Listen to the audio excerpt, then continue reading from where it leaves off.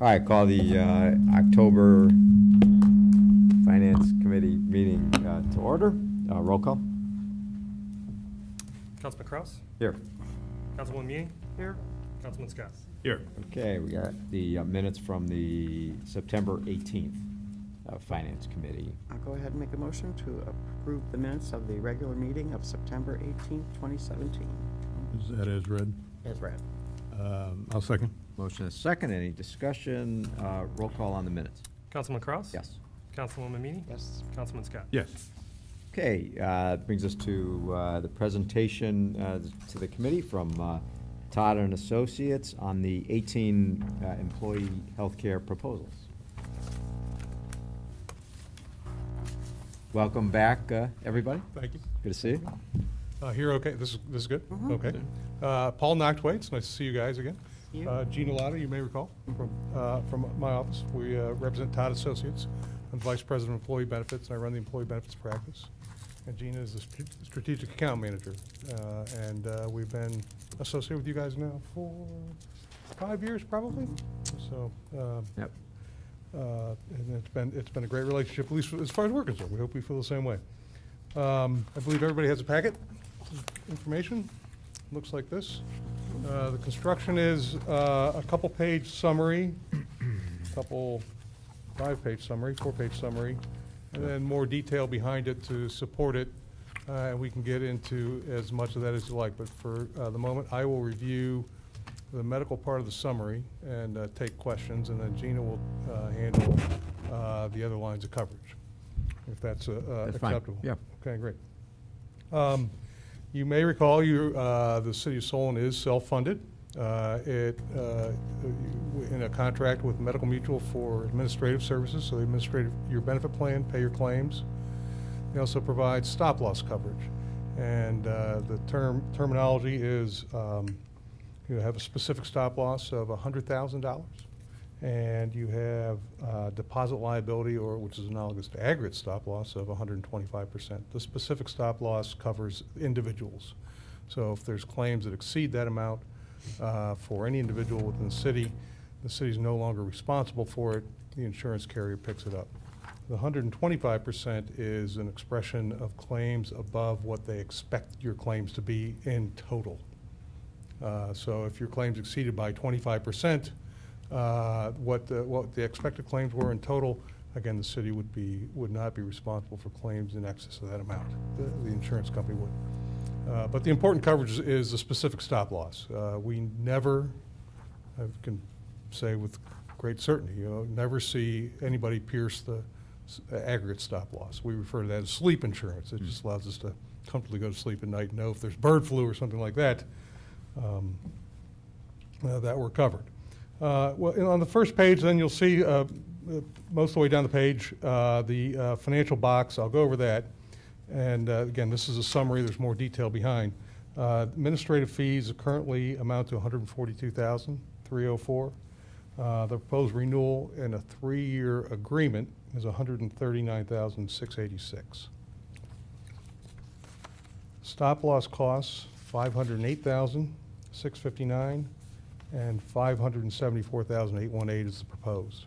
Now, I might add the renewal side of the ledger, if you will, is a 13-month deal. So we're going from a 12/1 contract effective date to a 1/1 contract. So we're going to actually run 13 months, simply trying to sync up with the CBAs. And there's a plan change that's coming 1/1 I'll describe in a little greater detail. That's actually an important piece, because you've extended now the stop loss deal, and the amount of risk that actually Medical Mutual is taking on is more than just another 1/12 or 1/13. It's just the way stop loss works. There's a much greater chance of exceeding the specific stop loss points. And so when you consider this $508,000 versus $574, a fairly significant chunk of that is because we're extending it 1 month, okay? ACA fees, fairly de minimis, but a small increase. Disease management is actually a bit of a decrease, and they're actually handling that differently It was a claim cost. It came through to you guys as a claim cost, and now it's just a per member fee. So the 11,000 was the claim cost for last year. 7590 will be what the total cost will be. And then, so we total all that to 664, 723, okay, for the renewal. The expected claims liability, now these are somewhat notional figures. They're what they expect them to be, but they will be what they are. But they expected them to be 5 million last year, and I think you're on track to run something much closer to maybe 4 million, right around 4 million. Okay, so they obviously over projected them, and you guys had a great year. But consequently, that's used to calculate the coming year's expected number. So that's why it's 4,620,000. That's why it's a reduction, which is fantastic, really. And then deposit liability, and this is the contract term. So this is the amount at which you would no longer be responsible for claim costs. This year it's 6,253,000. The renewal is 5,775,000. So again, a great year, great news for the city. And then you can see the total maximum costs. Okay. So I mentioned there is a 3-year arrangement. It's described a little bit below that. The medical admin fee increase, again, it was basically 0. Todd, then, I mean, go ahead. Can you just, what's how did the maximum claims liability computed? Sure. It's actually fairly arithmetic. They simply take your current claims and they add trend to it. And the trend that they use is about 1% a month. Now, understand they have to cut claims off so that we can make the presentation now going forward. And so there's 16 or 17 months of trend applied. Okay.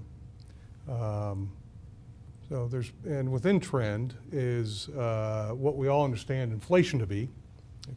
X-ray costs $100 this year. It's $106 next year. So just price inflation. There's also then just the population aging, and then there's advances in technology. We used to treat it with an X-ray this year. Now we're doing it with an MRI next year. Just simple examples. But all of that goes into the calculation of trend. So, and they're, again, typically use about 1% a month. A little heavy. I think the actual observed trend is probably lower than that. But, margin that a little bit. Does that help? Sure, thank you. Okay, great. The next page. This is, the first page, again, was a description of your current plan as of 12/1, as if it was going to run for 13 months. But you're actually going to make a change, and you're getting rid of what's today known as Plan A. And that changes the financial arrangement somewhat markedly in favor of the city. And you'll see then this next box actually reflects that. Stop loss fees at 508,000, they actually go down to 521,000 on an annualized basis because of the elimination of that plan. So this is what HR and the finance department was able to negotiate with collective bargaining units, and you can see the results. The other change is in the expected number, goes from 4,620,000 down to 4,164,000. And then the contract terms of the deposit liability goes from 5,775,000 to 5,205,000. So all very positive to the city. Please. Are these both annualized, or? Yes, correct. The renewal is not the 13 months, though? Actually, forgive me. The renewal number is 13 months, right? Nope. The first page is 13 13. months, the second page is 12. will be 12. Okay. It'll be 1 12. month through December 31st. Right, thank you. So on the first page, we're comparing 12 months with 13. Correct. So it makes it even look. Even better. Yeah. Yeah. Is it accurate to say that really what we're doing is we're extending the existing plan 1 month to get us to that January 1 start date, and that's when the new terms kick in, January 1. So Right. we generally do 12-month contracts, but we want to get on that January 1 date to sync up with bargaining unit contracts. So how we do that is extend 1 month, get to January with the existing, what I'll call existing plan structure, Right. and then go a full 12 months beginning Jan 1 all the way through December 31st of 18 with the changes that they're discussing in the presentation. Correct. Again, all very positive. We did take the program out to market as is required by your CBAs, and we've discussed this before. We do take you out to market every year, and there's a phenomenon in the industry known as market fatigue. If they continue to see you every year and they don't feel like they have a chance to get the business, they don't take it all that seriously, or they won't even make a proposal. And you can see the results here in this box. There's a lot of declined quotes. And so, but unfortunately, we're kind of stuck, handcuffed with the language. But if there's ever an opportunity to modify that, you might be able to get better results out of the marketplace. Okay. Okay. Now, is that part of our ordinance that we have to go every year? I don't know if it's part of the ordinance that covers healthcare. I mean, that's been the practice is to do 1 year. And I think I'm assuming that's pretty common, Paul. We're doing, going out every single year rather than locking in for 2 years. Is the common practice to do once a year, go out and shop rates for carriers? Well, it's not as common as you might think. Yes. Again, you go to Anthem every single year, and they see Solon, they'll kind of push it aside. So if you're really after getting market results. But are you referring to the extended contract? That Just the frequency. Every year we're here every year at this time. Yeah. Going through proposals and Right. for all three. Life insurance not this year, so total of 4. Right. I don't think there's any language in the union contracts that say we have to do it each year. That'd be the only thing I could think of that would dictate us doing it. Yeah, there is, Oh, is there? actually. That's what I was gonna say. There I think is. there is Yeah, something in the that's what union. drives it. That's what drives it. So, because every other year, every third year is probably a more common practice. And I think you get better results out of the marketplace. That being said, you have a really good deal. The numbers really are quite good in my experience. So I wouldn't say you've suffered much from it. It just, you get a lot of declines to quote. So, because MMO doesn't necessarily need to know, hopefully they're not watching, that you're going out or aren't going out every year, because we're still able to effectively negotiate their terms. So, okay. Any other questions? None on that. Okay. I'm going to turn it over to Gina Sure, to thanks, talk about the other lines thank you. coverage, and of course we're around for questions.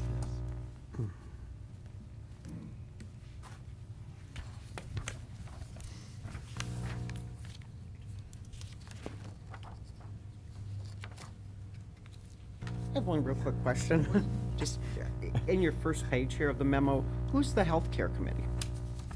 It said you presented. Police, fire. Well, there's many members of your healthcare committee.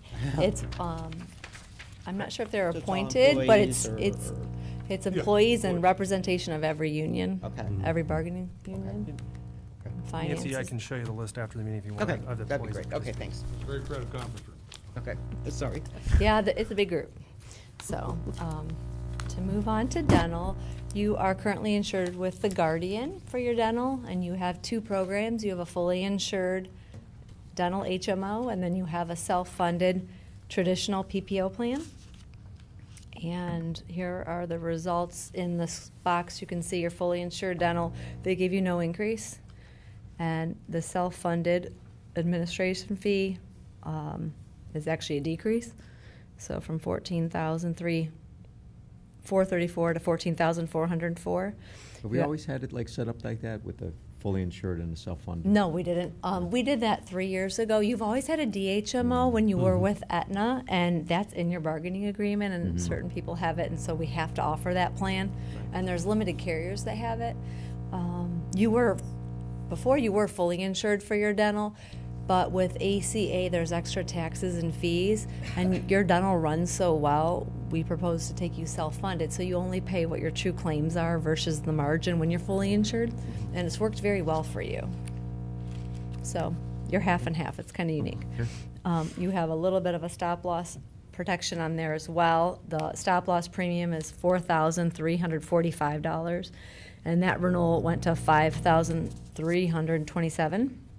Your expected claims for your dental are $218,362.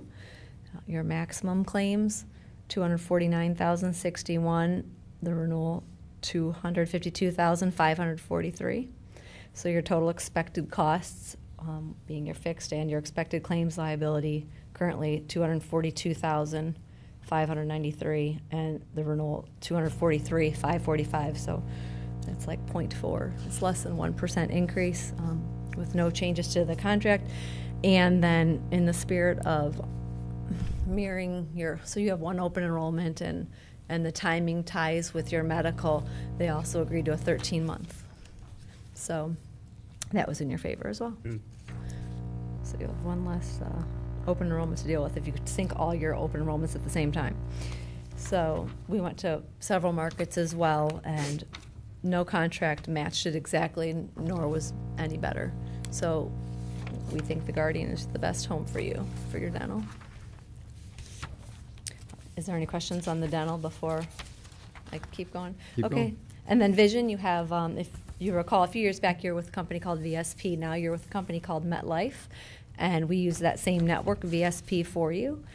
And they renewed you at no increase again. And they offered a 13-month as well.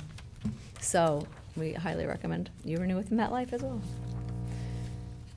And that's it for what's up this year. Okay. And behind our summary documents, you could see all the quotes that came in if you wanted to see them all.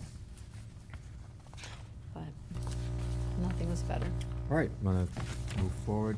I just have one question. I mean, and I know obviously the whole healthcare nationally is way up in the air, but through this process, once the Affordable Care Act became law, was this Cadillac tax. Yes. And what's the status of that, and when, if it's not repealed, when does that kick in? So 'Cause I right. know that can be people like us, the city. Oh, exactly. It could That be was a pretty- big push because you're going to the medical plan. Your plan's so rich. There was a hit that number. This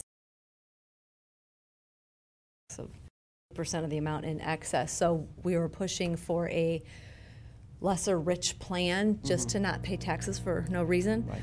And that was part of the push for the last 3 years to eliminate Plan A. And that's what we had agreed to. Since then, obviously, there's been a lot of change with politics, but it is on hold at this time. It was supposed to kick in January of 2018, so we would have met the deadline.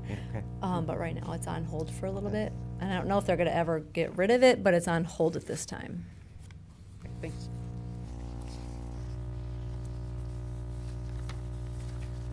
Okay. Matt, do you want to do these separately? Do the, Yes, I don't know if you We've wanted to got the mention vision. vision at Do all. the vision, That's the too. third Okay. piece. Oh, we did the vision. That was the MetLife. Yeah. That was MetLife, okay. Oh, yeah, that was a Alright, I should know. MetLife at no increase. all right. So do three Yeah, separate. Yeah. 3 motions, one for each, the medical, the dental, and the vision. Okay. Okay. All right, I'll go ahead then and make a motion to have legislation prepare accepting the proposal of Medical Mutual of Ohio for the medical and prescription coverage for the city employees and declaring an emergency. I'll second. Okay, motion is second. Any further discussion? Roll call. Councilman Kraus? Yes. Councilwoman Meany? Yes. Councilman Scott? Yes. Yes, Mr. Chairman, I'll move that we have a legislation prepared accepting the proposal of Guardian Insurance for employees' dental health plans for the period of December 1st, 2017 through December 31st, 2018, and declaring an emergency. Second? Motion is second. Any further discussion? Roll call. Councilman Kraus? Yes. Councilwoman Meany? Yes. Councilman Scott? Yes. Okay. Okay, then I'll go ahead and make a motion to have legislation prepared accepting the proposal of MetLife for the vision insurance for the city of Solon, and declaring an emergency. I'll second. All right, motion a second. Any further discussion? Roll call. Councilman Kraus? Yes. Councilwoman Meany? Yes. Councilman Scott? Yes. Thank you for your presentation, for your continued vigilance, protecting our interests. Good Much job. appreciated. Thank you. Really appreciate it. Yep. Thanks. I feel like they're with Allstate, you're in good hands. Yeah, we are definitely in good hands. No doubt about it. All right, item 2 is the proposal from Meter Investment Management for Municipal Investment Advisory Services. Matt? Yes, based on some of the administrative and policy changes I wanted to implement here at the city when it comes to the city's investment portfolio and the management of our interim funds, released an RFP at the end of August. I'm looking for investment advisory services on what's known as a non-discretionary basis. So we're not looking for a consultant to come in and make decisions for us. What we're looking for is someone to come in, help us onboard some changes to both our policy, which is codified in the city's ordinances, but also make some administrative changes as far as how we review the portfolio and our holdings, how we safekeep investments that we purchase with interim funds, and then also make some changes to how we relate with broker-dealers who they basically bring pricing to us to purchase for the portfolio, but also make some improvements to strategy evaluation. We do come to you once every quarter with an investment report, but there's not a ton of information there. So I want to get into providing some additional information both on performance, looking at the yield and the duration of the portfolio. There's some technical terms that we'll become more familiar with once we do this, but also planning on the strategy for the portfolio over the next year on a regular basis. So we did we received 4 proposals from 4 firms. The 4 firms, I'm actually familiar with all 4 that proposed. I assumed that at least 3 of those 4 would provide proposals based on what we were looking for. We did an evaluation and scoring of the 4 proposals, and Meter Investment Management was, I think, in my opinion, far above the best of the 4 that did give us proposals. All 4 were worthy of providing these investment services to the city, in my opinion. 3 of the 4 are in Ohio, and we do see principals from those firms at whether it's a state treasurer training or Ohio GFOA conferences. They have a presence. They actually do conduct training for fiscal officers throughout the year at some of these different professional events and conferences. So based on the criteria, including price, they had a very good fixed fee, and that's what we're looking for, is a fixed fee. We don't want to base this on the amount of investments or transactions they're reviewing. The suggested best practice is to lock in a fixed fee, and that's what they propose, as did the other firms that sent us proposals. Ideally, if we can enter into an agreement, if we get approval from council, the first thing we would have them start looking at with us are some changes to our investment policy. I have some ideas, again, looking for a consultant to run ideas through. That's going to be helpful, part of this agreement. And then once we have those will go through council process, review process, and approval. And then looking at some administrative changes on the finance side, and then also strategy and reporting enhancements and benchmarking enhancements. So when we do report out to you every quarter, I think we're going to have some additional information, gives me and the city a better idea where we're headed. Based on the changes that I want to make and that Meter Investment Management will help us with, the cost of the engagement on a regular basis, the performance gains we'll get in yield will more than outweigh the fixed costs we're paying. Now, that's important, but more important is safety of our funds and liquidity. We always keep those 2 things high above earning a return. But if we can make these changes, be more administratively savvy, I would say, on the investment side, the additional gains will be helpful. Right now, we're looking at between $450,000, $470,000 this year in investment earnings, and I think we'll see a significant increase without making any reduction in the safety of funds and the liquidity needs of the city. And sticking with we have a fairly straightforward and conservative investment policy that's not going to change much. We're just going to make a few tweaks here and there as part of this engagement. So what we're looking for is an approval of the agreement. I'm looking for first reading adoption. It does not have to be an emergency basis, though.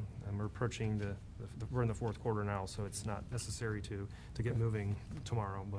And I have discussed this with the firm. They're more than happy to not have emergency approval if that's what the committee's desire is. I think this makes sense. I Well, think, it's already set up for emergency. It's on the consent agenda. It is. But I did not have emergency request in there, but that's where it was Right. slated. But it's up to the committee. Thank you. Okay. All right. Yeah? I will move that we have legislation prepared accepting the proposal from Meter Investment Management for municipal investment advisory services in a non-discretionary management relationship and declare an emergency.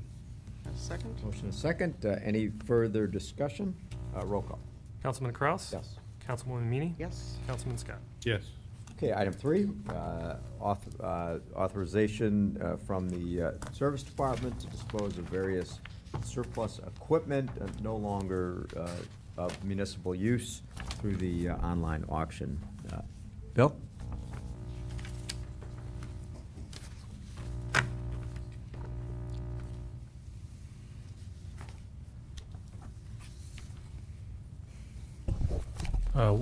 We have an older specials truck that we repurposed, and we had an existing crane on it that we have removed, and here's a photo of it. If I can have the document camera. So we removed this crane. It is obsolete and no longer of use to the city, and it is beyond any repair that we could put into it, and is actually from Europe when we did the final research on it. So we're asking the committee to give us legislation to put it on either Gov Deals or Iron Planet, or to dispose of this crane that is no longer of use to the city. I guess I have a question. Go ahead. Yeah, John. If it doesn't work, who would buy it? You would be surprised what some of the people buy. They could buy it for parts, hydraulic cylinders, hoses. Okay. There's several things on here that may be used to somebody that maybe has purchased this crane, and maybe theirs is broken. They can find a part off of this crane that will make theirs usable. Okay. And as the committee may remember, we did get approval a few months ago to use the other option for online auction, GovPlanet. Mhm. For Iron Planet. Iron Planet, GovPlanet's their government subsidiary. Yeah, They do cast a wider net. They do have international bidders on a lot of the equipment, so that rather than regional, local, you're opening it up to some buyers you traditionally wouldn't necessarily consider someone who's going to bid on a piece of equipment. So it does open up the possibilities, even if it's not functional, that we could get someone who's willing to make a bid and buy from us. Okay, I'll go ahead then and make a motion to have legislation prepared, authorizing the disposal of the Atlas 105.1 loading crane, which is no longer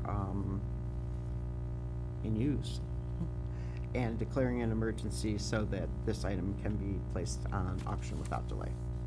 I'll second. And motion is second. Any discussion? Roll call. Councilman Kraus? Yes. Councilwoman Meany? Yes. Councilman Scott? Yes.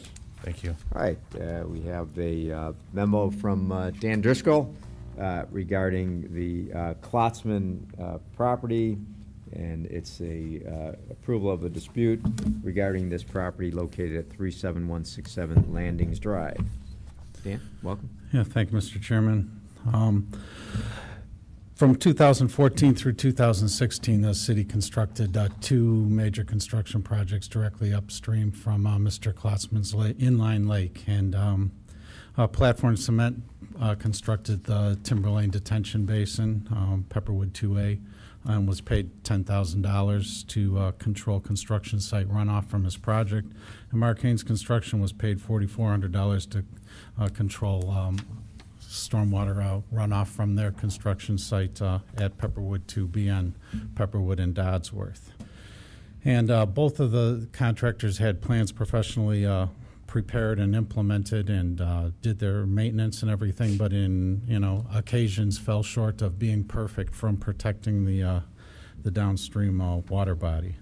And the construction department made a regular practice of watching their weather forecast and contacting the construction sites when rain was in the forecast for that day and for maybe the next day or over the weekend or whatever, and reminding everyone to check all of their best management practices and make sure everything was in good shape and ready for the upcoming event. And I think that helped considerably, but again, fell slightly short of being perfect with controlling the runoff from the sites. During the construction of the two projects, Mr. Klotzman reported regularly when he would see discolored, turbid water coming into a stream. And again, we would also try to find a source of the water or discoloration, and sometimes it would be something on the site that could be controlled, but sometimes it was something that was determined not to be a pollutant from the site. The amounts, but I guess in either case, what can't be denied by the city or either contractor is that in neither case was the controls perfect, and both projects contributed to pollution at the lake. And although the amount can't really be determined because we have no pre-construction measurements or photographs, but conversely, Mr. Klotzman, the lake is an inline lake on a stream, which serves as a settling pond for leaf fall, stream bank erosion, branches, other naturally occurring things that come into streams, gravel from decades of deterioration of the roads that we're replacing end up into the streams. And one time there was a water break that the Cleveland Water Department allowed to run all weekend, washing soil into the sewer system and into the stream. So there were contributing factors besides the construction projects to what happened at Mr. Klotzman's Lake over many, many years. And he admitted to us in a site visit that we had with him with the city engineer and the law director and myself and the two contractors that his lake hasn't been dredged in 35 years. And you can't have a lake on a stream and not expect to ever have to dredge it. As a matter of fact, probably 15 years or so would be a more normal amount of time to dredge the lake.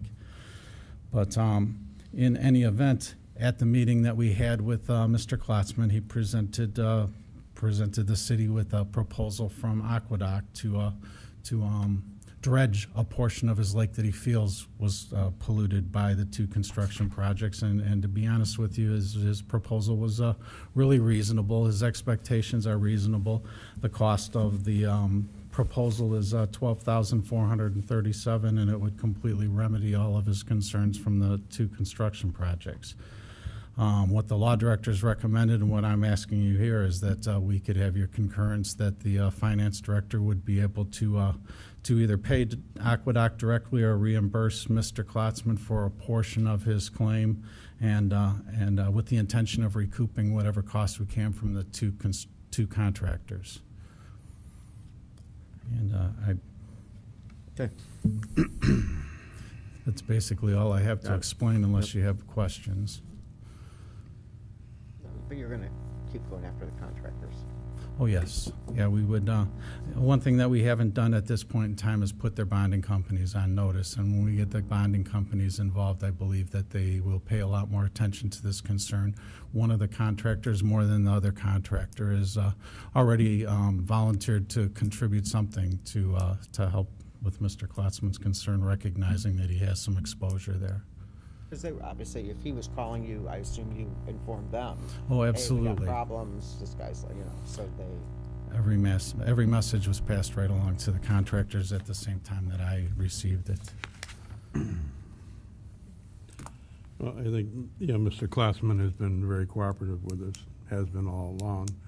And I think I would take kind of a page out of the law director's book and go for the $12,437 and then recoup what we can from the contractors, and make sure that the law director obviously will get a release from Mr. Klotzman. I think that's only fair way to treat our resident, because he has no power to go back at the contractors. No, he doesn't. That's my opinion. I agree. Okay. So I'll make that a motion. Sounds good. You have a second? Second. Okay, you're gonna second it? Okay. All right, any further discussion? Roll call. Councilman Kraus? Yes. Councilwoman Meany? Yes. Councilman Scott? Yes. Thank you. Anything else?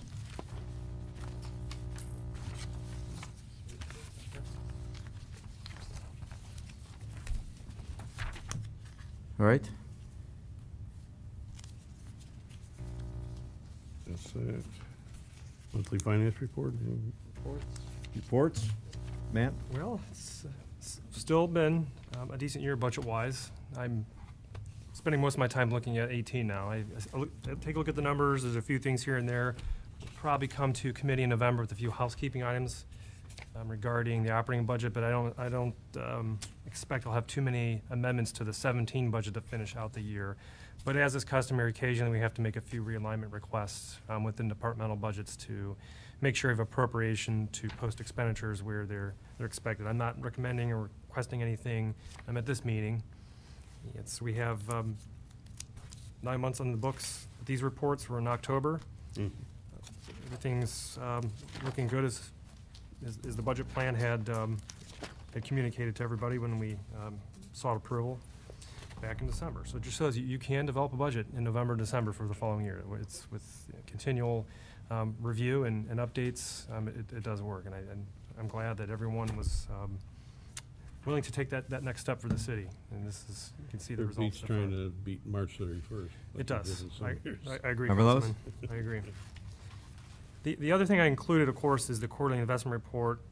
We will, once we are engaged with Meter, after the contract is approved and they're on board, you'll see some changes to the investment reporting over the next few months. So rather than seeing this one-page sheet with, which is essentially a listing of holdings and a couple pie charts, there'll be just some additional reporting and some narrative to go along with Okay. what things look like, what are we basing the strategy on for the next quarter.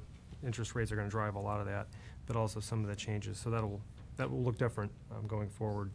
I also included the healthcare report, which ties into the discussion we just had earlier. The report you have here is 2 pages. The first page is monthly claims and payments for 2017. And the second page is a year-over-year comparison. Basically, what you're seeing is claims are coming in lower than what the expected amount was when we entered into our agreements for 2017. So it's based on the 9 months of experience we have under our belts for 17. It looks like we will come under the expected claims amount in the budget. So this is a budgetary basis report, but it does correlate fairly well with the reporting we're getting from Medical Mutual and the other carriers for the health plan. So you can see, compared to last year on the second page, that year-over-year comparison for claims and fixed costs, we are running about 10% below the same point last year. That could change in 3 months' time, obviously, with the way but right now, based on the experience we're seeing, it looks like we're going to finish below both last year's claims experience and also the anticipated budget for the self-funded health insurance program. And we'll use a lot of this information and information that Todd Associates presented us tonight to develop the budget for healthcare for 2018. Well, I for one got to tell you, for somebody who's been on the finance committee a number of times, your reporting is just unreal. Thank you, I appreciate it. It really, really gets us down to the nitty-gritty. Good to hear, thank you. I appreciate that.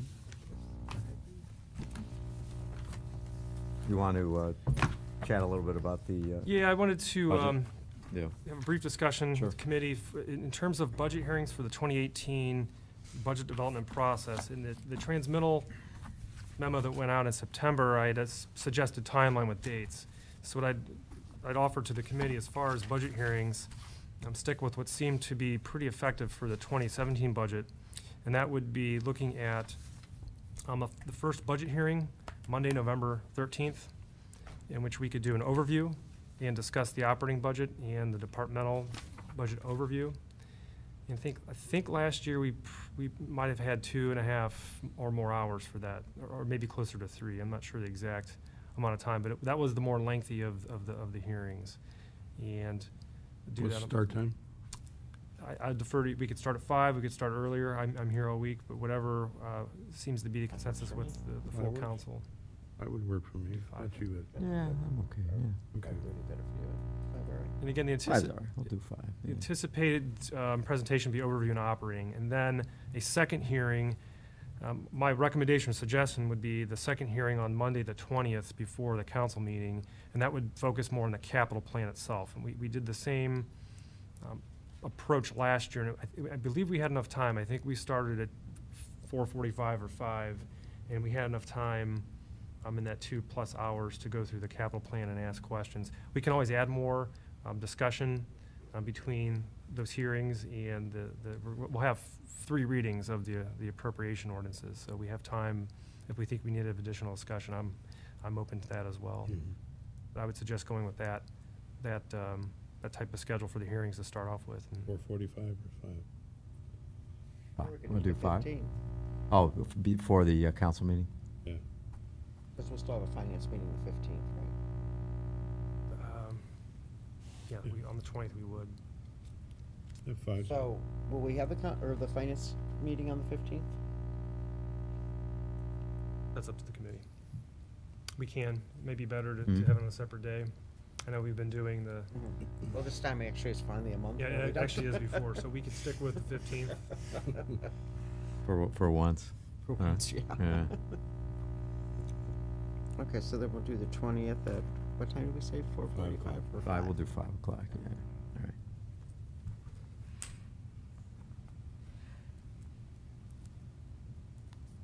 All right, so we'll do the 13th and the 20th. Correct.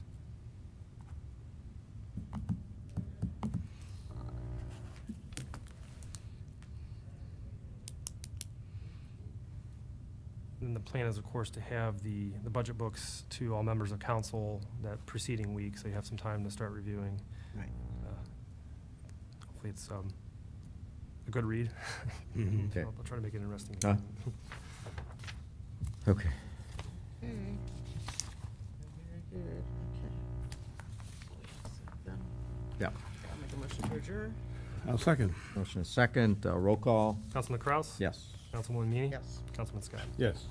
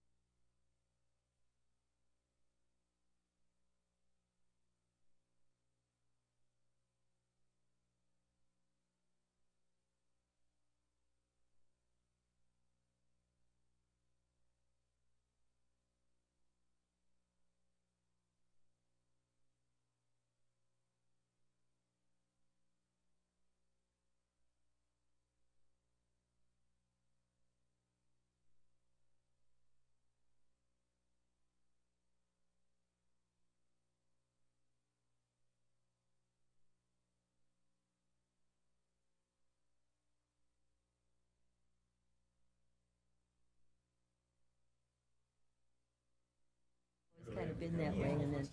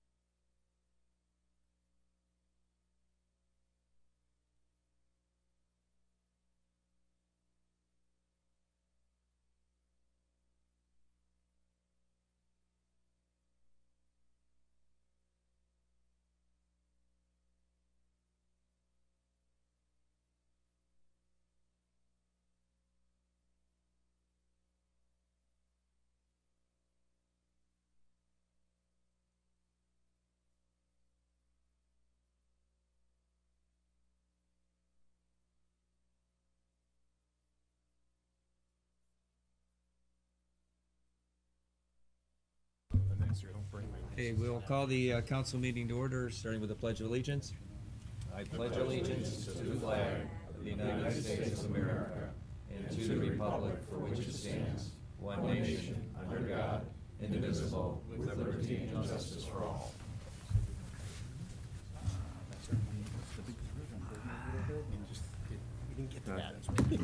Okay, roll call, please.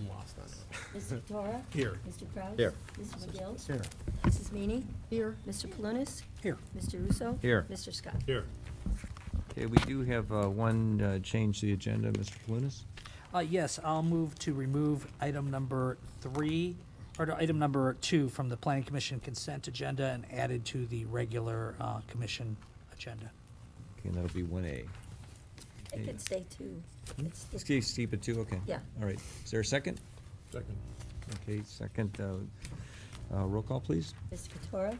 Yes. Mr. Kraus? Yes. Mr. McGill? Yes. Mrs. Meany? Yes. Mr. Palunas?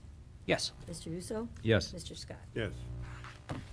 Okay, announcements are as published on the agenda. Are there any comments from the audience? Any comments from the audience? Any comments from the audience? Seeing there are none, we'll bring it back to the dais for approval of the minutes of October 2nd, 2017. Move for approval as submitted. Is there a second? Second. Mrs. Meany? Roll call, please. Mr. Katora? Yes. Mr. Kraus? Yes. Mr. McGill? Yes. Mrs. Meany? Yes. Mr. Palunas? Yes. Mr. Russo? Yes. Mr. Scott? Yes. Okay, brings us to Planning Commission, item number 1. An application was received from David and Dina Rock for property located at 32640 Shadowbrook Drive for a 13% maximum front yard pavement coverage variance, which was approved by the Planning Commission at a 3-to-1 vote, and a 10-foot minimum distance between drives variance, which was also approved. Okay. Can we have the applicant Hi, here? we're back. Hi, we're back. If you could Third state time? your name and address, please. David Rock, Dina Rock, 32640 Shadowbrook Drive. Thank you. Go ahead. So we're back with our plan that was done by an engineer for our proposal for our circular driveway. Okay. And we've Yeah. responded to all the requirements and every time we've come for a meeting. Right, so we were asked to take our original plan and have an engineer do it to proper scale, so we did that. There's been a lot of correspondence, so we've been trying to acknowledge that, and we feel that our original plan had some more concrete, so there's less concrete.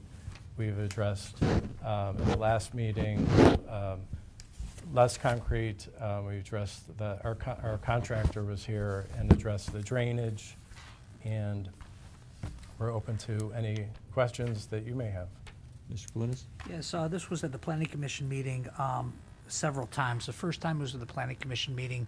The applicants were asked to go back. There was some opposition from one of their neighbors. They were asked to go back and revise the plan, have some professionally designed plans submitted to the city. They went back and did that. They then received approximately 4 or 5 emails in support of the projects from adjacent neighbors, and they were in support of the project.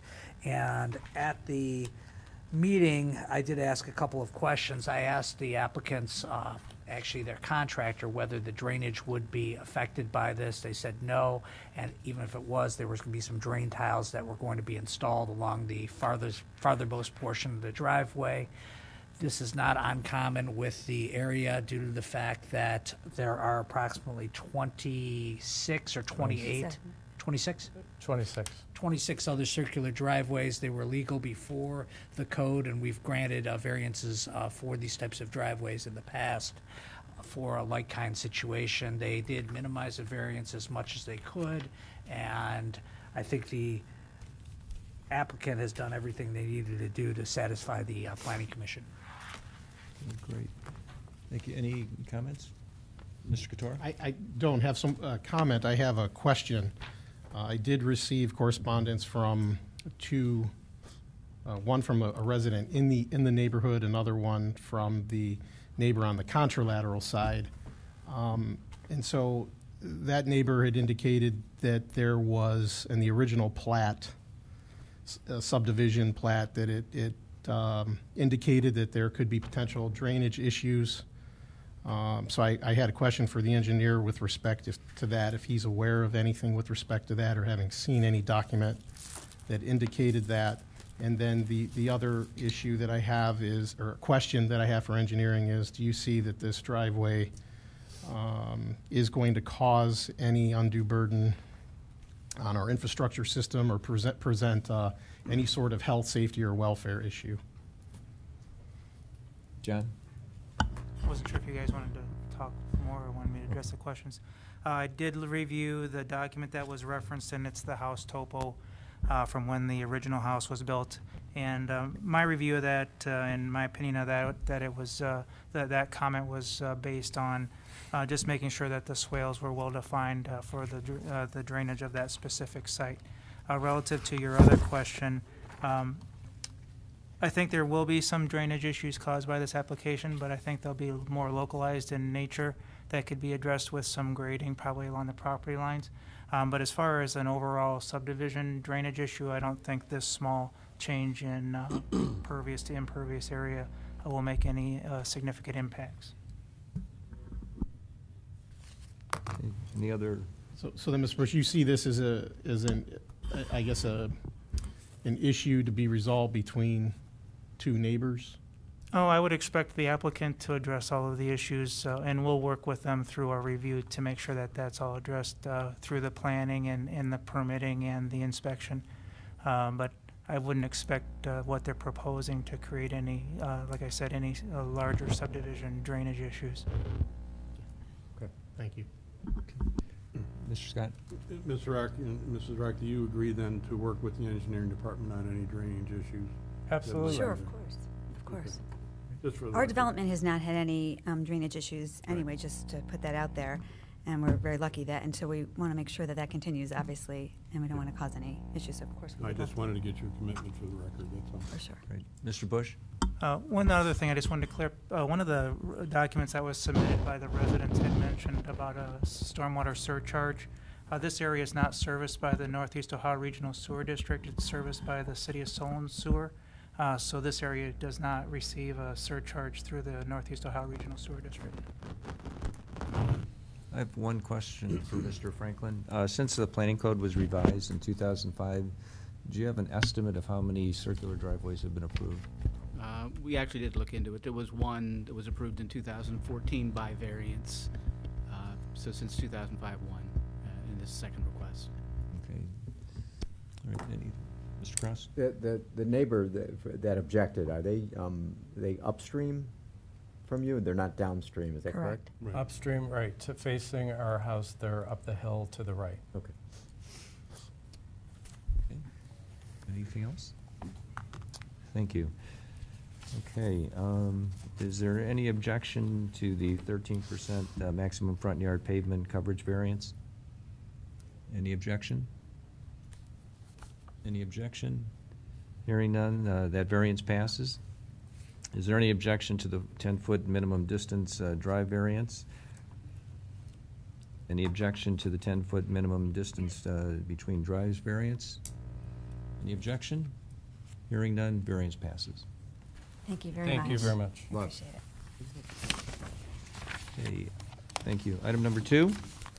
An application was received from Randy and Kathy Chamberlain for property located at 38100 Aurora Road for an extension of a temporary variance to allow for no garage. Planning Commission approved the extension until October 10th, 2018. Okay, Mr. Palunas. At the Planning Commission, the item came forward, it was heard. The recommendation of the Planning Commission was for a 1-year variance. I suggested that we have a 2-year variance because Mr. Scott, he can elaborate on that. He had spoken with the residents there in his ward, in Ward 3. Due to financial reasons, they asked for a 2-year variance. I did state on the record I would have supported a 2-year variance, but it just wasn't the consensus of the Planning Commission to agree to 2 years. Yeah, Mr. Chairman, there's been a kind of a financial hardship due to illness, and it's really impractical that they'd be able to do it in a year's time. However, they would have a better chance doing it in 2 years. There's kind of a drop-off at the end of where the driveway is, and it's going to be a fairly expensive garage. And they, of all people, would prefer to have a garage because of our winters. And I understand that it's commonplace with the Planning Commission to grant 1 year, but I would ask for the 2-year, just so we're not bringing a resident back to say, okay, take another year. At least they'll be able now to plan and get it done in time. All right, so is there Mr. McGill? I also spent some time talking to Mrs. Chamberlain and went over the details, and I agree, 2 years.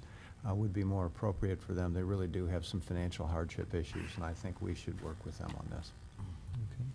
Did you want to make a motion? So I'll move to modify the variance to, for an extension of temporary variance for no garage as approved by the Planning Commission until October 10th, 2019.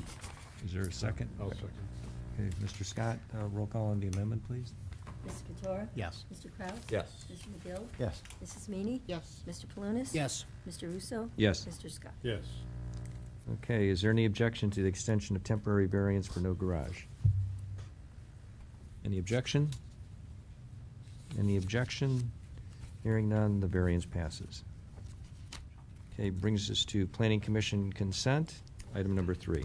An application was received from ARCP LS Solon, Ohio LLC, which is Food Stop, located at 33300 Aurora Road.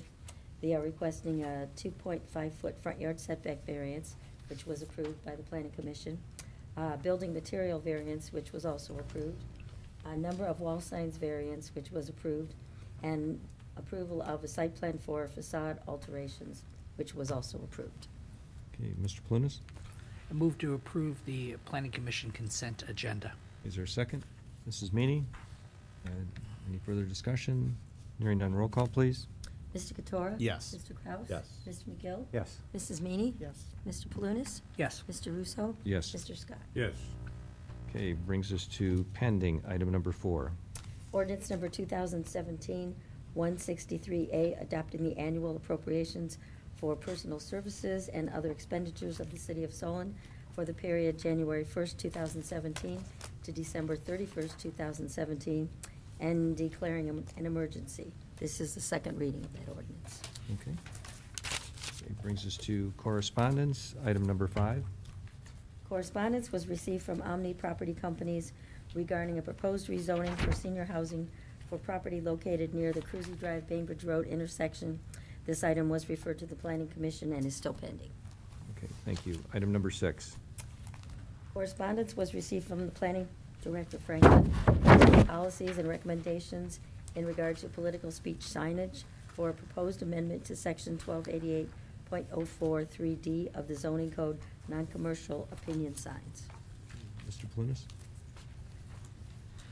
Yes, we were going to be going with option number 2 on this, which was delineated in the memorandum from Mr. Franklin at the last meeting. So I will move to amend section 1288.043D of the zoning code, non-commercial opinion signs, to reflect the changes as stated by Mr. Franklin in item number 2 of his memorandum. Okay. Okay, is there a second? Second. Okay, Mr. McGill, motion and a second. Any further discussion? Yeah, I'd like to have Carol just read it, because it's gonna be like an Okay, sure. ordinance, it should be Okay. read in the proper section, Okay. just so it's officially on the record. Thank you. So that would be ordinance 2017-183, approving a proposed amendment to section 1288.04, item 3D of the zoning code, named non-commercial opinion signs. Great, thank you. All right, anything further? Roll call, please. Mr. Katora? Yes. Mr. Kraus? Yes. Mr. McGill? Yes. Mrs. Meany? Yes. Mr. Palunas? Yes. Mr. Russo? Yes. Mr. Scott? Yes. Okay. Technically, that should have been for a 3 reading. Hmm? You have to waive the 3 reading rule and then adopt it. So we'll have to do Yeah, under sorry. suspension, okay. Just Would you like to formally, guys. revise your motion? suspension. Just do it Well, under I did it, suspension. my motion was a motion to modify it to accept Okay. the Right. change to item number 2. Now I'll move for approval under suspension Thank you. of the ordinance as modified. Thank you. Okay, Very is good. there a second? Mr. McGill? Sorry. Okay, roll call under suspension. Mr. Katora? Yes. Mr. Kraus? Yes. Mr. McGill? Yes. Mrs. Meany? Yes. Mr. Palunas? Yes. Mr. Russo? Yes. Mr. Scott? Yes. Okay, final passage. Mr. Katora? Yes. Mr. Kraus? Yes. Mr. McGill? Yes. Mrs. Meany? Yes. Mr. Palunas? Yes. Mr. Russo? Yes. Mr. Scott? Yes. Great, thank you. Okay, brings us to the consent portion of our agenda, item number 7. Ordinance number 2017-167, and ordinance authorizing the mayor to enter into a contract with the Cuyahoga County Board of Health for public health services for the year 2018. Mr. Scott. Yes, the Chapter 3709 of the Ohio Revised Code stipulates that each city in the state of Ohio must provide health services either through a city health district or by a valid contract. We are extending our contract for the year 2018, and the cost is 4.12 per capita, which is the same price that we have now. Great, thank you. Item number 8. Ordinance number 2017-168, and ordinance accepting the bid of Trimore Corporation for the 2018 Annual Emergency and Miscellaneous Roadway Repair Program. Mr. McGill. Yes, this ordinance will name Trimore Corporation as the contractor for our 2018 Annual Emergency and Miscellaneous Roadway Repair Program. Their lowest and best bid was $384,145. Thank you. Item number 9. Ordinance number 2017-169, and ordinance accepting the final contract adjustment with GeoSci Incorporated for the 2016 Annual Materials Testing Program. Mr. Katora.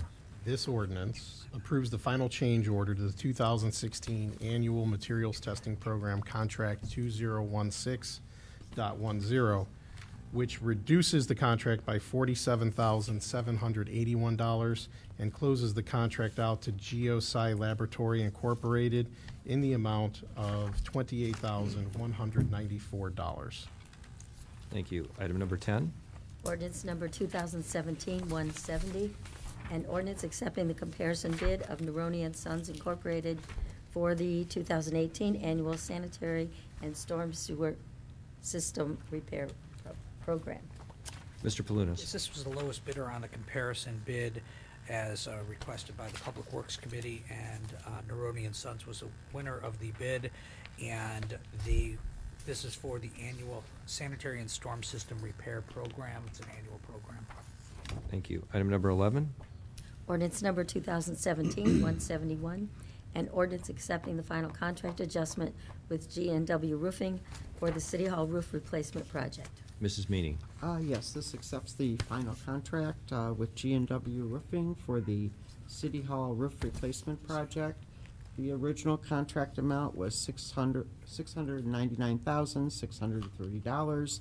The final closeout amount was $631,268.51. Thank you. Item number 12. Ordinance number 2017-172, and ordinance authorizing the mayor, director of finance, and police chief to enter into a 2-year agreement with the city of University Heights to house prisoners at the Solon Detention Facility and declaring an emergency. Mr. Scott. Yes, Mr. Chairman, this is a 2-year agreement in the amount of $81,600 per year, plus reimbursements for medical and other ancillary costs. Thank you. Item number 13. Ordinance number 2017-173, and ordinance authorizing the mayor and the director of finance to enter into an amended agreement with Global Tel Link Corporation for inmate telephone service. Mrs. Meany. Yes, the police department has a contract with Global Tel Link Corporation for the inmate telephone service. The previous ordinance allowed the city to get 25% of the gross revenue from the phones, and this will change it that the city will get 50% of the phone revenue. Thank you. Item number 14. Ordinance number 2017-174, and ordinance authorizing the director of finance to sell obsolete equipment of no further use to the police department and having no further municipal purpose by internet auction and declaring an emergency. Mr. Scott. Yes, Mr. Chairman, there are about 3 internet companies involved, which will really broaden the horizon for our ability to sell it. Additionally, this ordinance also allows the police to dispose of or salvage, if sought, of any items that fail to sell at auction. Thank you. Item number 15. Ordinance number 2017-175, and ordinance authorizing the mayor or her designee to enter into a 3-year service agreement for HVAC services for the police department and jail facilities with Wadsworth Solutions Incorporated and declaring an emergency. Mr. Scott. Yes, Mr. Chairman, this is for the HVAC automation system. It's in the amount of $6,928 per year for the 3-year contract. Thank you. Item number 16. Ordinance number 2017-176, and ordinance authorizing the Director of Finance and the Fire Chief to request qualifications for roof replacement at Fire Station Number 1 on Harbor Road. Mr. Scott. Yes, Mr. Chairman, this authorizes the fire department to go out for an RFQ to replace the roof at Fire Station 1. It should be part of next year's budget. Thank you. Item number 17. Ordinance number 2017-177, and ordinance accepting the proposal of Medical Mutual for employee health care coverage for the period December 1st, 2017 through December 31st, 2018, and declaring an emergency. Mr. Kraus. Yeah, Medical Mutual is the current carrier for medical and prescription coverages through a minimum premium self-funded plan with $100,000 specific stop-loss insurance, 125% deposit liability insurance, which is analogous to the aggregate stop-loss. Todd and Associates presented to us this evening. They did canvass the marketplace to improve the financial proposal, and there were no proposals superior to Medical Mutual of Ohio, and therefore requesting us to accept the terms of the Medical Mutual proposal. Great. Thank you. Item number 18. Ordinance number 2017-178, and ordinance accepting the proposal of Guardian Insurance for employee dental benefit plans for the period December 1st, 2017 through December 31st, 2018, and declaring an emergency. Mr. Kraus. Guardian is the current carrier for the city to provide employees with the fully insured dental insurance coverage for the DMO plan and self-funding offering for the PPO plan. The Todd and Associates again recommended Guardian for the next year. They did canvass the marketplace, and it was determined that there were no proposals superior to Guardian financial contract or contract terms or match benefits. Thank you. Item number 19. Ordinance number 2017-179, and ordinance accepting the proposal of MetLife for an employee vision insurance benefit plan for the period December 1st, 2017 through December 31st, 2018, and declaring an emergency. Mr. Kraus. Yeah, MetLife is the current carrier for vision care, and Todd and Associates made the recommendation to Finance that we continue with MetLife. And again, they did canvass the marketplace for financial proposals, and there were no proposals superior to MetLife's financial contract. Thank you. Item number 20. Ordinance number 2017-180, an ordinance accepting the proposal of Meter Investment Management for investment advisory services. Mr. Scott. Yes, Mr. Chairman, it's a 2-year contract with Meter Investment Management for the investment and advisory services on a non-discretionary basis. It's in the amount of $19,500 for the first year, $12,000 for the second year, and an option for a third year at the rate of $12,000. Thank you. Item number 21. Ordinance number 2017-181, and ordinance authorizing the Director of Finance to sell an inoperable, obsolete loading crane of no further use to the Service Department and having no further municipal purpose by internet auction and declaring an emergency. Mr. Kraus. Yeah, the Truck 147 was purchased in 2000 with an Atlas loading crane. The crane was removed from the chassis because it was inoperable. At this time, the Atlas 105 loading crane is obsolete, no longer useful to the city, and it was discussed in Finance pursuant to city procurement policy. The Service Department will requesting to auction the Atlas 105.1 loading crane on GovDeals or Iron Planet. Thank you. Item number 22. Ordinance number 2017-182, and ordinance repealing ordinance number 2017-150, and to reauthorize the settlement of a pending appropriation action to acquire various interests in real property located at 6353 and 6375 Psalm Center Road and 34165 Aurora Road for the Psalm Center Road and Aurora Road intersection improvements project due to the transfer of ownership of the properties prior to the final settlement authorized by ordinance 2017-150 and declaring an emergency. Mr. Katora. The Psalm Aurora intersection improvement project required the city of Solon to acquire some private property. A settlement was reached with the property owner, and ordinance number 2017-150 was passed. Since then, the ownership of the property has changed, so we need additional legislation now that the property has actually transferred. So this legislation effectively repeals ordinance 2017-150, which authorized payment to SOM Aurora LTD, and reauthorizes the settlement with the new property owner, SOM Aurora Reorganization LLC. Thank you. That brings us to the end of our consent agenda. Is there a motion to approve? I'll move to approve under suspension. Okay, is there a second? Mr. Kraus? Roll call under suspension? Mr. Katora? Yes. Mr. Kraus? Yes. Mr. McGill? Yes. Mrs. Meany? Yes. Mr. Palunas? Yes. Mr. Russo? Yes. Mr. Scott? Yes. Final passage? Mr. Katora? Yes. Mr. Kraus? Yes. Mr. McGill? Yes. Mrs. Meany? Yes. Mr. Palunas? Yes. Mr. Russo? Yes. Mr. Scott? Yes. Okay, brings us to the end of our agenda and to comments from the audience. Any comments from the audience? Any comments from the audience? Any comments from the audience? Seeing there are none, we'll bring it back to the dais for comments from council, starting with Mr. Palunas. Yeah, Chief Shaw, I just wanted to commend you on the very, very good fire department open house. It was well attended and had a lot of activities and a lot of information for the community. So your staff really does a great job every year on that program. Also want to wish all the candidates good luck in the November election. And I was informed that there is a mayoral debate on the 23rd. I guess there was one last night too, and I found out about that way too late.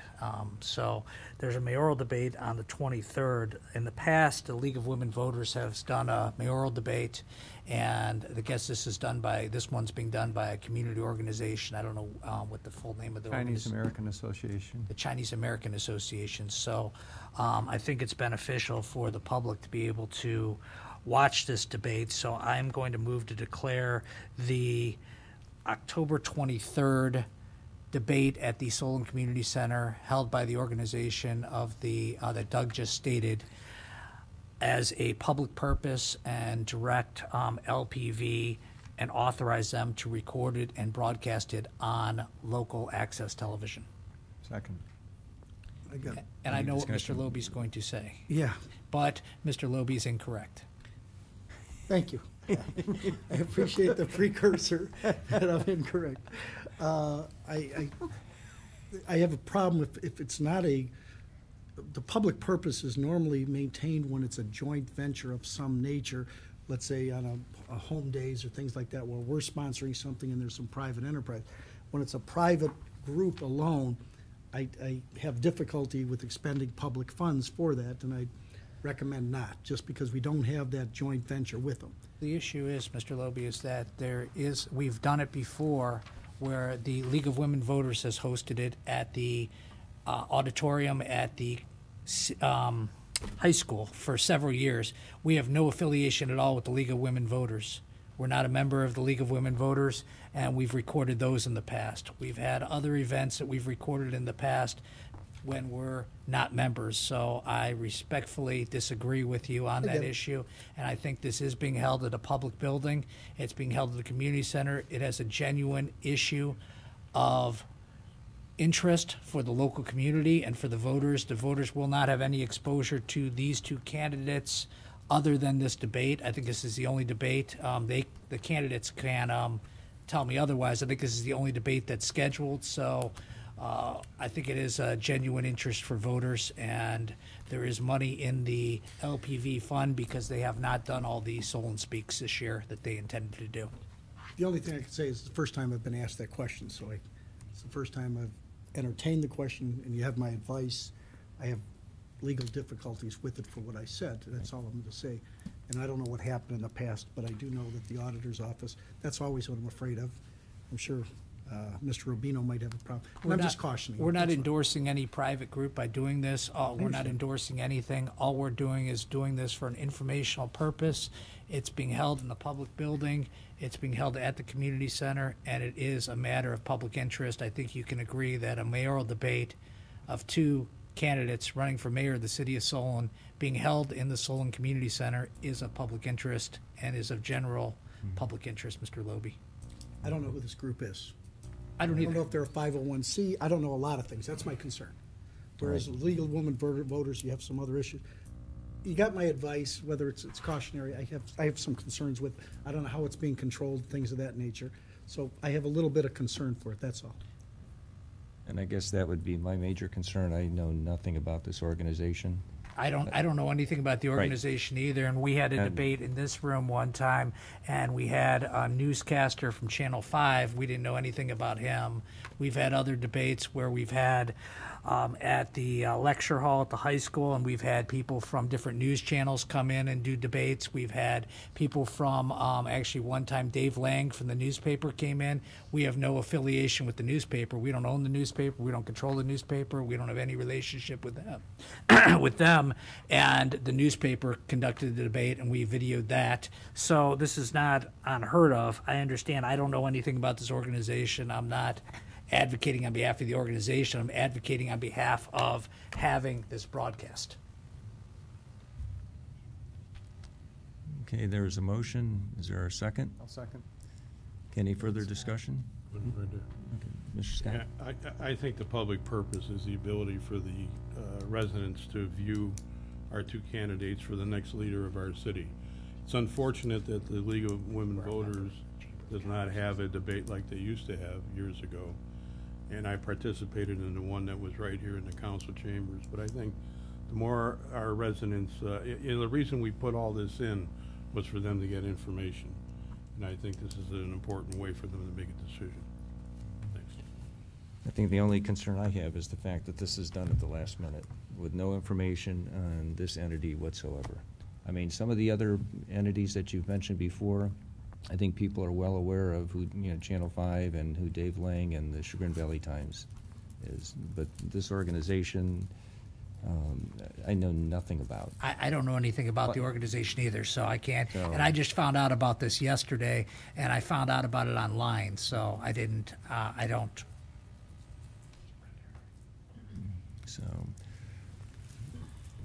So we have a motion and a second, and and this isn't done in an emergency, is it? No. This is just So a even if motion. it passes, it won't. No, it's just a motion. It's not legislation, this is Okay. just, it's not legislation, this is just to authorize. Emergency issue, no three reading rule issue, it's just a motion. And I'm a big fan usually of the public, making it for a public purpose, but I just don't, not for this one, because I don't see the joint, but you have my opinion. We've done wine tastings as public purpose. We've done other things. I mean, How did I miss that? I think that was one of the. I think it was a couple of years when you were gone, John. What?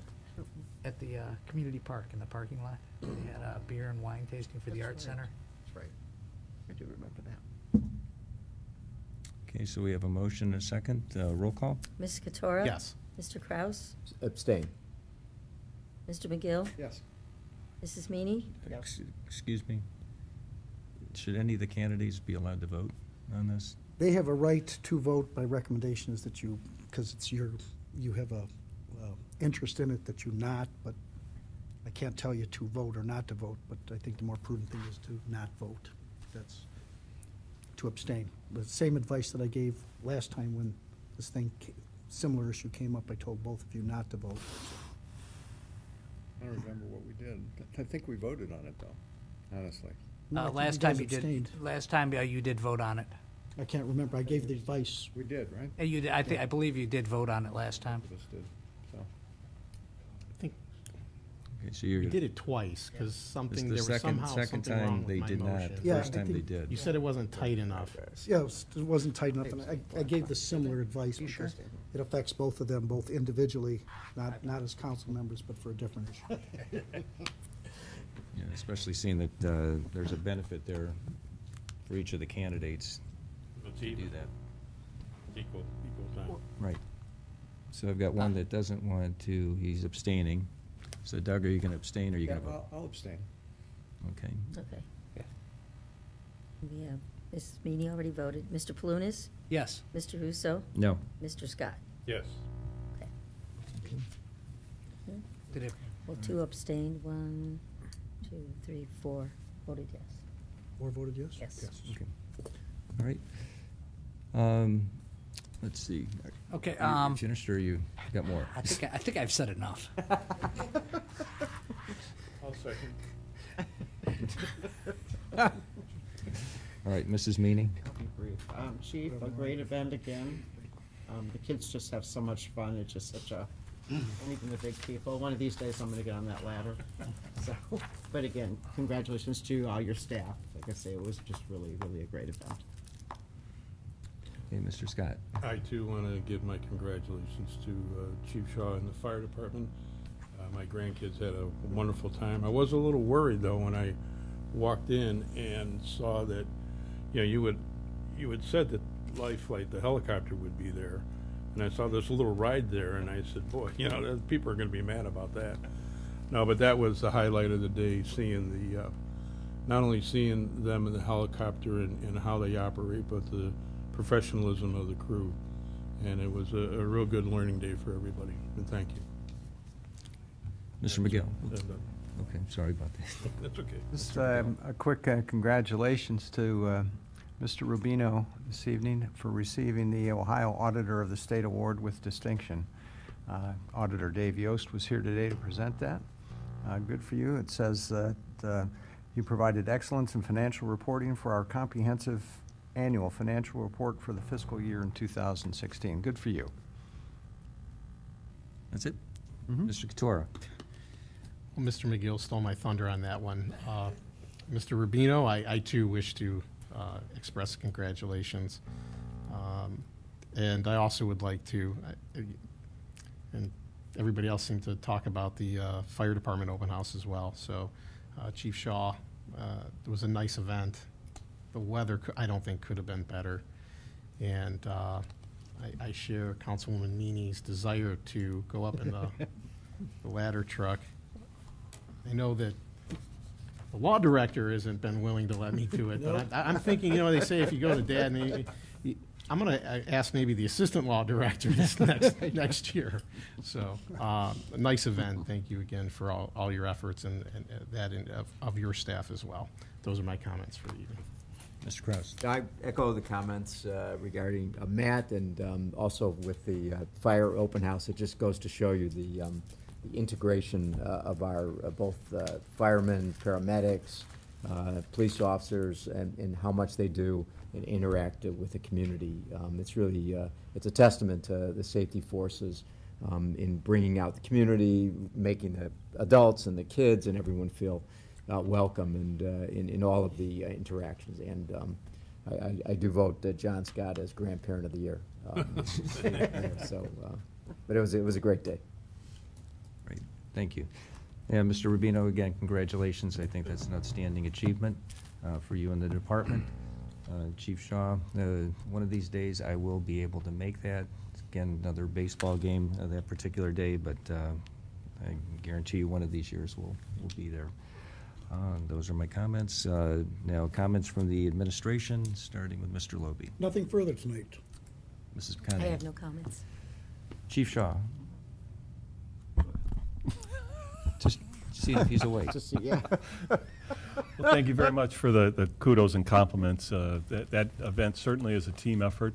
I do want to take the opportunity to thank Giant Eagle Market District, Metro Life Flight, the Chagrin Valley Dispatch Drone Unit, Cuyahoga County Office of Emergency Management, the Solon Senior Center for providing transportation, and certainly our crew on C shift who worked tirelessly that whole day. We were all pretty tired when we left. There were still people there at 4 o'clock. It was a great event. I thank you all for coming out, and we're looking forward to it next year. Chief Island. Nothing tonight, thank you. Mr. Rubino. Thank you for your kind words regarding the Auditor State Award, but it's very important for me to acknowledge that it's really a group effort. It's not just the Finance Department, it's the Administration, Finance Committee, and Council setting the standard for how we perform financially and how we account for what we do. So it's a group effort, and I know my name may be, or whoever the fiscal officer any given year, their name is on the award, but it really is a group effort. I think it's important to make that point. And one clarification, the Auditor Yost was not at City Hall. This was at the Regional Advisory meeting on Friday. When do you think he snuck in and snuck out and didn't say hi to anybody when he was here? But it was a quarterly meeting. But thank you very much. Mr. Franklin. No comments tonight. Mr. Durso. Yes, we are in full leaf mode now at the service department, and I do ask the residents to make sure that they're putting their leaves on the tree lawn, not in the road, in case we get some rain events. That way we don't have any flooding. And also try to keep your leaves away from any street signs or trees. It does make it a lot more difficult to pick those leaves up, so we try to get through the city as fast as possible. Anything you can do on your part to make sure that we can get that done would be greatly appreciated. Great, thank you. Mr. Bush. Nothing tonight, thank you. Thank you. Well, that, I think is a wrap. Is there a motion to adjourn? So moved. Mrs. Meany, Mr. McGill second. Roll call, please. Mr. Katora? Yes. Mr. Kraus? Yes. Mr. McGill? Yes. Mrs. Meany? Yes. Mr. Clunis? Yes. Mr. Russo? Yes. Mr. Scott? Yes. Meeting adjourned.